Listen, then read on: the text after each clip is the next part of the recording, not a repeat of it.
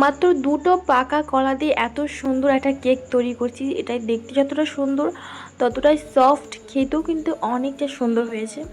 Hello বন্ধুরা, আসসালামু আলাইকুম। তোমরা সকলে কেমন আছো? আশা করি অনেক অনেক ভালো আছো। তো কিভাবে এটা বানালাম সেটা আজকে শেয়ার করব। প্রথমত দুটো পাকা কলা আমি ভালো করে ম্যাশ করে নিয়েছি, তারপর ওর মধ্যে দিয়েছি চিনি পরিমাপ মতো, ময়দা, সব কিছু দিয়ে ভালো মতো করে মিক্স করে নিতে হবে।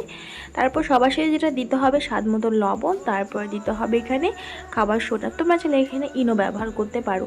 তারপরে আমি এখানে সয়াবিন তেল দিব হাফ কাপ মতো, সব কিছু নিয়ে ভালো মতো করে মিক্স করে নিতে হবে।